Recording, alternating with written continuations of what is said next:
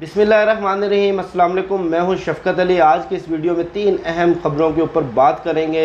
मरियम नवाज़ ने अपने चचा शहबाज शरीफ को रास्ते से हटाने के लिए किस तरह उनके ख़िलाफ़ एक पूरी प्लानिंग तैयार की, किस तरह शहबाज शरीफ तवील जेल और मुस्तकिल नाअहली के रास्ते पर चल पड़े हैं, और उसके साथ साथ लंदन में बैठ कर साबिक़ वज़ीर आज़म मुजरिम नवाज़ शरीफ किस तरह पाकिस्तान के ख़िलाफ़ साजिशें कर रहे हैं, उनकी किन गैर मुल्की आकाओं से मुलाकात हुई, और बिजली माफिया के बाद एक और माफिया ने हुकूमत के सामने घुटने टेक दिए हैं। मैं बात कर रहा हूँ शुगर माफिया की। सबसे पहले बात कर लेते हैं शहबाज शरीफ को। आज नैब अदालत ने 27 अगस्त को तलबी का नोटिस जारी कर दिया है, यानी 27 अगस्त को तलब कर लिया है। उसके साथ साथ 55 जिल्दों पर मुश्तमिल उनके ख़िलाफ़ रेफरेंस भी तैयार कर लिया गया है। इस हवाले से आज भी और कल भी शेख रशीद साहब ने भी मीडिया को बताया कि असल में ये शरीफ ख़ानदान को इन तमाम तर मुश्किलात में फंसाने वाली मरियम नवाज़ हैं। अगर मरियम नवाज़ नैब के ऊपर हमला ना करती, मरियम नवाज़ ने जितने पत्थर नैब को मारे वो पत्थर नैब को नहीं बल्कि शहबाज शरीफ की सियासत को मारे गए, और उसके रद्द अमल में शरीफ ख़ानदान के ख़िलाफ़ तमाम पुराने केसेस खुल गए हैं। और ख़ुसूसन ये शहबाज शरीफ के ख़िलाफ़ जो मनी लॉन्ड्रिंग का जो केस है, ये असासाजात का केस है, इस केस के अंदर नैब के पास बड़े तगड़े सबूत मौजूद हैं, बैंक ट्रांजैक्शंस मौजूद हैं, दस्तावेज़ी सबूत मौजूद हैं, और उसके साथ साथ शरीफ ख़ानदान के 4 करीबी अफराद जो इनके तमाम तर कारोबारी मामलात देखते थे। मैं बात कर रहा हूँ शाहिद रफ़ीक, यासिर मुश्ताक, मोहम्मद मुश्ताक और आफ्ताब महमूद। ये शहबाज शरीफ के ख़िलाफ़ गवाह बन चुके हैं। इस केस के अंदर शहबाज शरीफ का पूरा ख़ानदान मुलव्विस है, पूरा ख़ानदान नामज़द है। उनकी अहलिया नुसरत शहबाज, उनके बेटे हमज़ा शहबाज, सलमान शहबाज, उनके दामाद अली इमरान, और ये तो बिल्कुल एक साफ ऐसे समझे कि क्लियर कट केस है जिसके अंदर इतने वाज़े सबूत मौजूद हैं। बैरून मुल्क से पैसा आता रहा, यहाँ से पैसा टीटीज़ के ज़रिए बाहर भिजवाया गया, फिर वो पैसा बैंकिंग चैनल्स के ज़रिए आया, टीटीज़ के ज़रिए पैसा बाहर भिजवाने के लिए किकबैक्स ली गई, कमीशंस लिए गए, रिश्वत ली गई, और वो सारा पैसा इकट्ठा करके बैंकिंग चैनल के ज़रिए उनको वाइट करने की कोशिश की, फिर उस पैसे से जायदादें ख़रीदी गई। अब इस केस के अंदर 4 जो अहम गवाह थे वो शहबाज शरीफ के ख़िलाफ़ गवाही देने को तैयार हो गए हैं। उन्होंने मजिस्ट्रेट को बयान रिकॉर्ड करवा दिया है, वो वादा माफ़ गवाह बन चुके हैं। इससे कबल शहबाज शरीफ के तमाम कारोबारी मामलात देखने वाले चीफ फाइनेंशियल ऑफिसर भी नैब को और मजिस्ट्रेट को अपना बयान रिकॉर्ड करवा चुके हैं। अब ये जो दफ़ा 342 का बयान होता है, मजिस्ट्रेट के सामने मजिस्ट्रेट रिकॉर्ड करता है। इस बयान की गवाही, इस बयान की शहादत मजिस्ट्रेट खुद देता है। दफ़ा 342 का बयान रिकॉर्ड करवाया गया है, और ये बड़ी मुस्तनद इतलात हैं शरीफ ख़ानदान से, मुस्लिम लीग नून से, कि इन 4 अफराद को शहबाज शरीफ के ख़िलाफ़ वादा माफ़ गवाह बनने पर मरियम नवाज़ ने तैयार किया। अब मरियम नवाज़ का मकसद क्या है? उनका मकसद पार्टी की सदारत हासिल करना, पार्टी का कंट्रोल हासिल करना, शहबाज शरीफ को अपने रास्ते से हटाना, जिसमें वो बज़ाहिर कामयाब नज़र आ रही हैं। अब लंदन में बैठकर नवाज़ शरीफ की पाकिस्तान के ख़िलाफ़ मुस्तकिल साजिशें जारी हैं।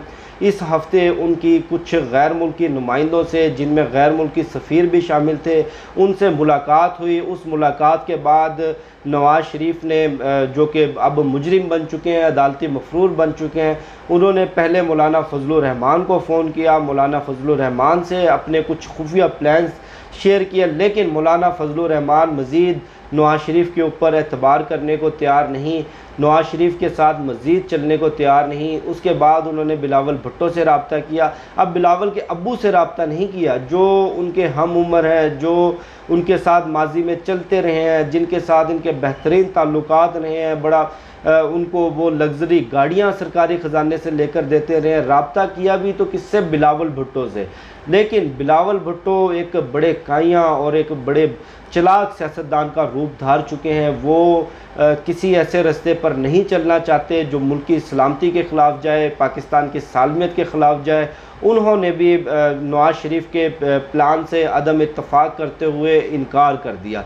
ये मैं इससे कबल भी आपके साथ शेयर कर चुका था। अब कल नवाज़ शरीफ की मरियम नवाज़ के साथ टेलीफोनिक रब्ता हुआ। उस रब्ते में नवाज़ शरीफ ने मरियम नवाज़ को कुछ अहम टास्क दिए हैं। मरियम नवाज़ को वाज़े तौर पर हदायत दी हैं कि शहबाज शरीफ या उनके जो दीगर हमनवा पार्टी में मौजूद हैं वो आपकी हमायत ना भी करें, वो आपकी मदद ना भी करें।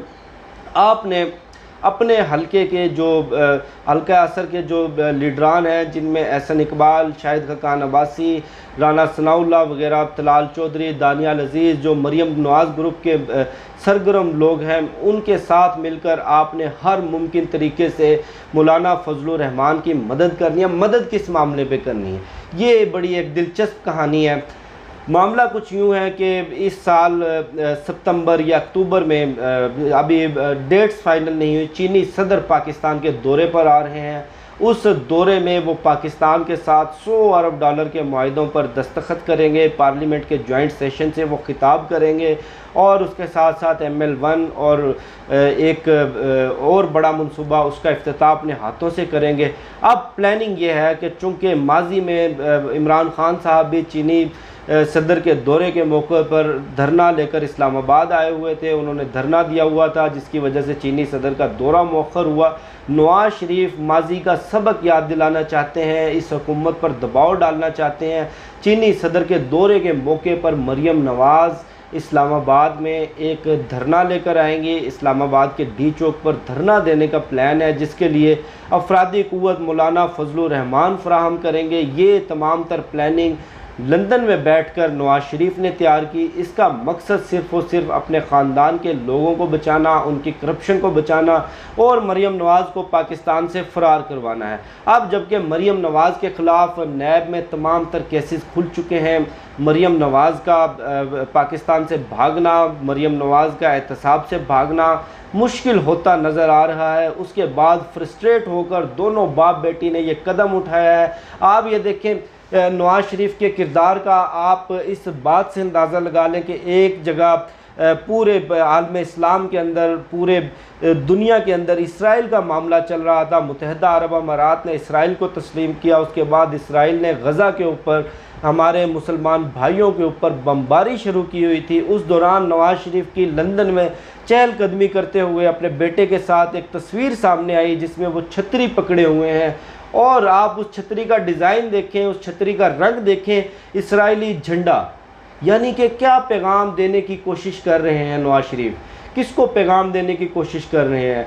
इस हवाले से बड़ी मुस्तनद इतलात हैं। हमने अपने लंदन में मौजूद सोर्सेज से बात की, मुस्लिम लीग नून में मौजूद अपने सोर्सेज से बात की। उन्होंने इस इतला को, इस खबर को इंडोर्स किया कि नवाज़ शरीफ की पिछले एक हफ़्ते में अपनी रिहाइश गाह पर लंदन में गैर मुल्की सफ़ीरों के साथ, गैर मुल्की नुमाइंदों के साथ मुलाकातें हुई हैं।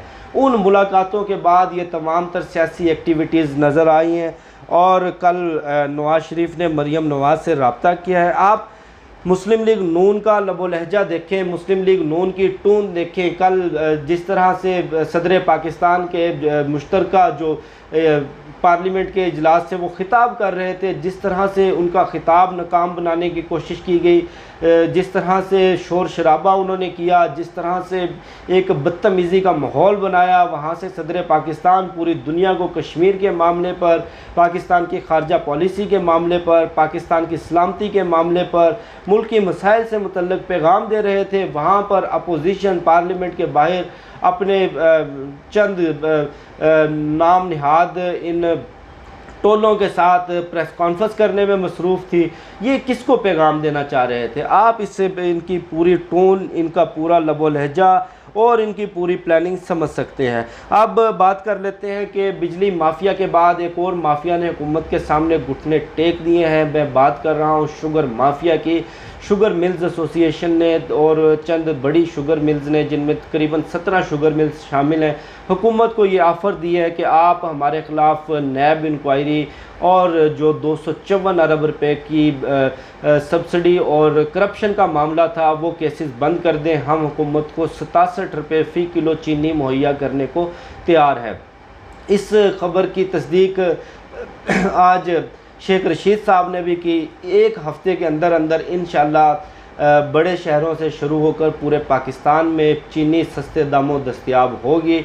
और ये जो 254 अरब रुपया है, ये भी इतलात हैं कि इन 254 अरब रुपये से मुतल्लक ये शुगर मिल्स एसोसिएशन हुकूमत के साथ प्ली बारगेन करने को तैयार हैं। यानी कि 254 अरब रुपये में से बहुत बड़ी अमाउंट करीबन 180 से 200 अरब रुपया हुकूमत को वापस देने को तैयार हैं। जो इन्होंने नजायज़ नफ़े की मद में, जो इन्होंने 30 अरब रुपया बराह रास्त हुकूमत से सब्सिडी की मद में लिया था, ये रकम वापस देकर अपने ख़िलाफ़ ये लोग केसेस ख़त्म करवाएंगे और उसके बाद ये सस्ते दामों चीनी भी मुहैया करने को तैयार है।